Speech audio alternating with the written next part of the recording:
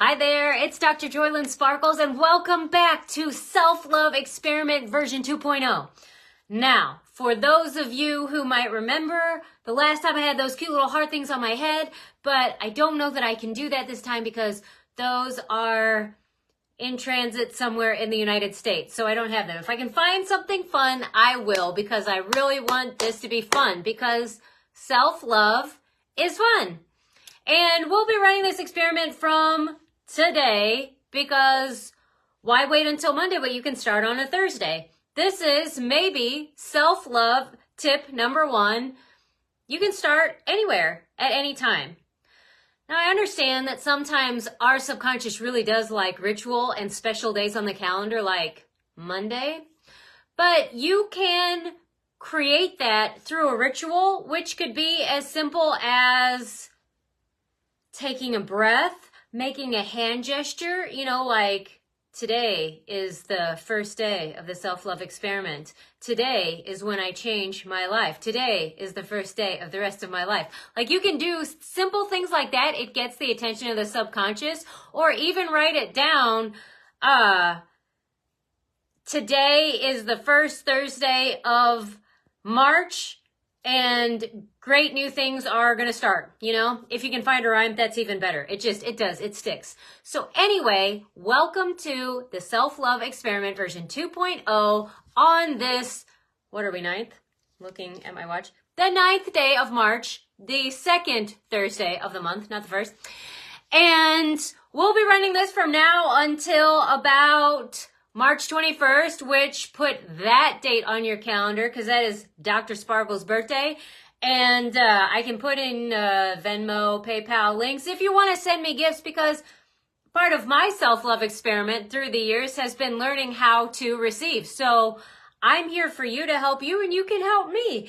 And see if we can help each other out. I'm just kidding, but not really. Anyway, the self-love experiment, this is the real talk about the journey to self-love, because a lot of us didn't get good modeling for what it was. We got programmed and talked out of it because it was considered selfish or conceited or, I don't know, something ridiculous. And we got away from treating ourselves with love and regard. And it's time to get that back, because now we've been living without it so long that we've become serious and overly sensitive, overly critical of ourselves and other people, impatient, uptight, dismissive, dissociative, and actually just out of touch with ourselves and our dreams. So it's time to get that shit back, okay? Because that's what makes life worth living. Self-love isn't fluff. It's fundamental, okay? So what I really did want to say, although you've gotten like 3 self-love tips already, one of the ways to really, really, really love yourself is to be willing to change. And coming into my childhood home, I have already heard more than once, "Well, I'm old and set in my ways," from my parents. And while we can agree on the old part, the set in the ways part is bullshit, actually. Because what it is a commitment to the past. That's where you're loving and doting and giving all of your attention to the past so that you can maintain it and put it in the future. And it's sometimes commitment to victimhood and control issues to make everybody else work around you because they refuse to change. So everybody else has to change more to accommodate the system because it just doesn't work that well. And it's not about blame. It's not about working harder to change their minds, but it's actually was an acknowledgement that I like to change and I'm willing to change. And I like that about myself. And it is a measure of self-love to be willing to do things different, to be willing to let go of habits that don't work, beliefs that don't work, habits, patterns, dynamics.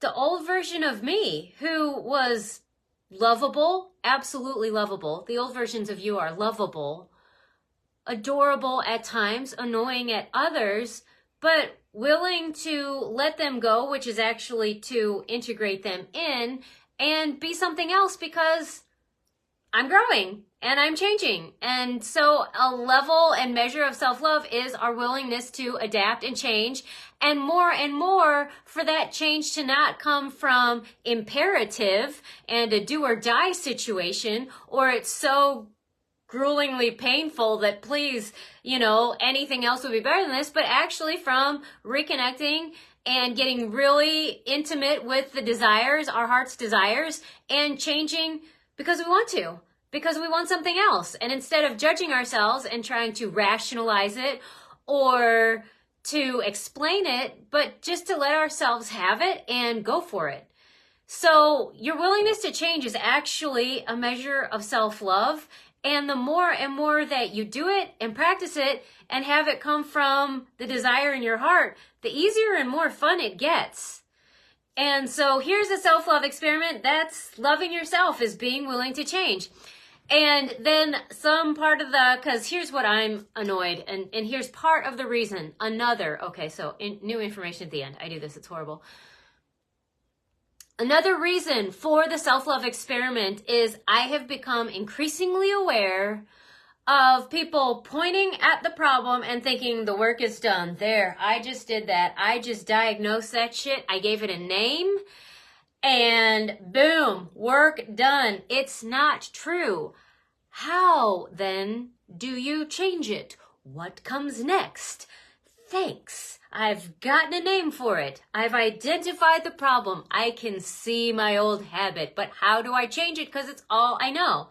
Self-love experiment was what that is about me helping by giving you examples of my own life, little stories that kind of highlight some epiphanies that I've had, and sometimes even tips such as today in being willing to do something new and not exactly knowing how, I wrote it into existence. Yes, our words are powerful, and when we put things into spoken word, in physical energy, or writing it down even more so, it makes it a little extra stronger and more real. So today I actually wrote about who I was becoming, because there is a form and tool of journaling to write about what's coming up, venting, letting things to become aware of what has been and releasing. But this one was actually to create, and here is how my day is going. And you can either write it in present tense or past tense as if the day is already completed and you're reflecting it. But it's just a way of connecting with who you're becoming and how you're going to flow through your day. And it's just one extra repetition with some kinesthetic input as well to really get it into your brain in different areas. This is who I am now. This is who I'm becoming. I'm not only willing to change, I'm actually physically changing, and I've written it into existence. So there's something that maybe you can try, because this is the self-love experiment. And this version 2.0, as soon as I fucking figure out Facebook, I will get us a chat for the self-love experiment brag box, to where this isn't about we're not going to talk about how hard it is to love ourselves or what difficulties we've had. It's about us to acknowledge and brag and share ideas on how to love ourselves and how that actually comes through in your life. All right. I'm so excited about this. Don't forget to put March 21st on your calendars. That's my birthday. So you can send me lots of emojis or rainbows or, all the sparkly things that I like. And I will see you again tomorrow for more self-love. Alrighty. Mwah.